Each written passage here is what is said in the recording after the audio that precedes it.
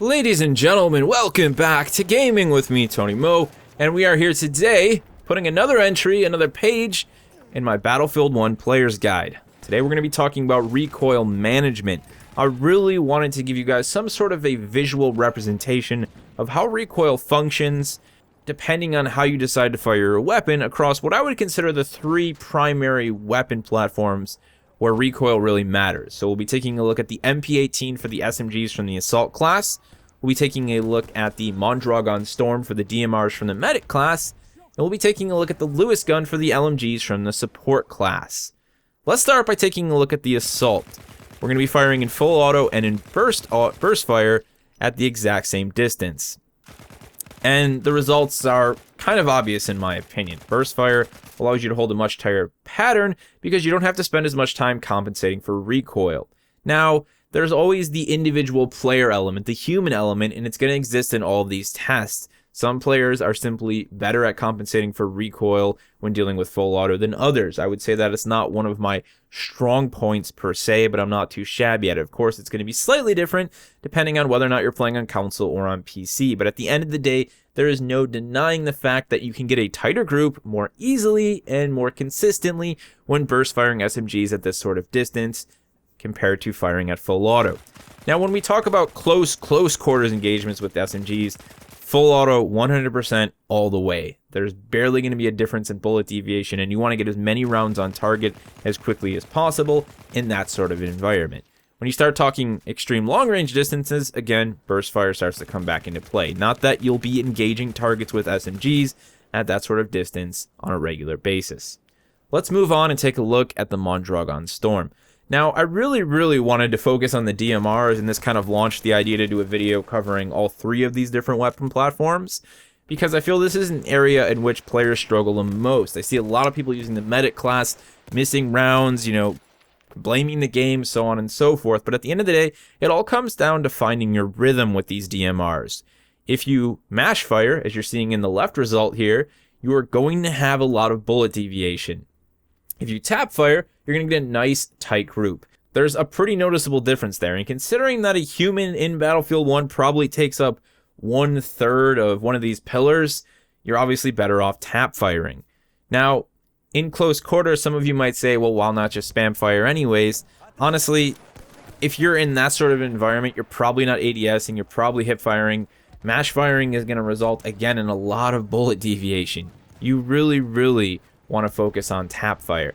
That's something to consider with all of these results. If you're on the move and utilizing full auto or mash fire, you're guaranteed to see more bullet deviation. And that's where tap firing or burst firing is really going to allow you to put more rounds on target more effectively while still maintaining momentum, still moving from one point to the other. Let's take a look though at this same rifle, same concept at extended distance. So we got a much longer range engagement here. Probably not something that you'll do on a regular basis, but something that the DMRs in this class are definitely capable of, especially when you start getting into the scoped variants. So again, left mash fire, right tap fire, and the results are obvious. I'm pretty sure we don't even have all rounds on target with the mash fire. I only count 7, and there's 10 rounds in the Mondragon magazine, which means that we're missing 3 rounds. 3 rounds didn't even hit their mark. On the other hand, tap firing on the right at a pretty steady pace gave us a reasonably tight group considering the distance. Now, if we slowed things down a little bit more and, gave the rifle a little bit more time to settle, we probably could have had an even tighter group. And that's exactly what you're going to want to do when engaging targets at extreme long range with the Mondragon Storm. Now, keep in mind, each of the variants available across these 3 classes are going to have different characteristics. That's just the nature of the game. But this is without a doubt a great guideline for what you should and shouldn't do when pulling the trigger. Let's move forward and take a look at what I found to be the most interesting result. We all know that in Battlefield 1, firing LMGs for a longer period of time grants you more accuracy. Short, small bursts are going to be less accurate, so DICE claim. So what sort of results did I get? Well, starting off with a no bipod, no optic variant of the Lewis gun at reasonably close range, I would say medium range for an LMG, we ended up getting these results. Burst fire on the left, full out on the right. Obviously, a much tighter pattern on the right, much better grouping. We've only got a few strays there. That's the way you're going to want to go when firing in close quarters, whether you have an optic variant or an iron sight variant, whether you're deploying a bipod or not. In close range, full auto definitely kicks butt. Let's take a look at an extreme long-range engagement distance, this time with a bipod deployed optical variant of the Lewis gun. Some pretty interesting results here, actually. On the left, we can see burst fire, not too shabby, and on the right, we can see full auto.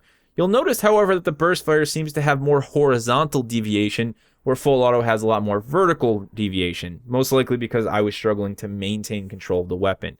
In all honesty, even when we say full auto, no one actually wants to fire an LMG full auto until the weapon overheats. That's not something I recommend. Long bursts make a lot of sense to me.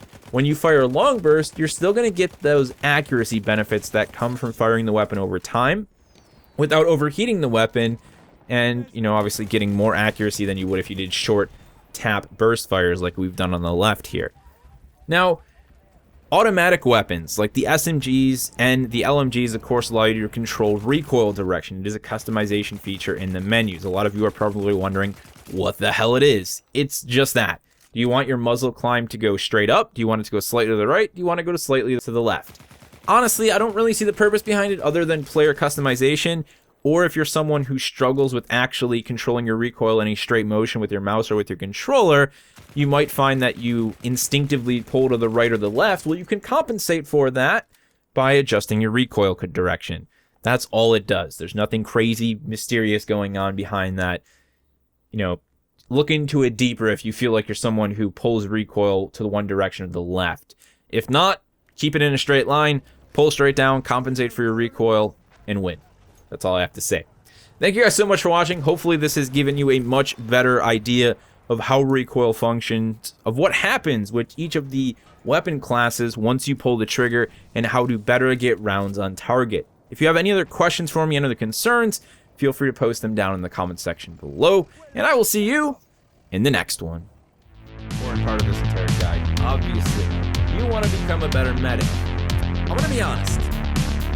The medic isn't a really difficult role to play. It's a very straightforward role, but I believe that it is greatly neglected by many who use it. In most situations, it seems players become easily distracted, engaging targets, racking up kills, trying to improve their kill-death ratio, forgetting their primary purpose on the battlefield as an actual healer. If you want to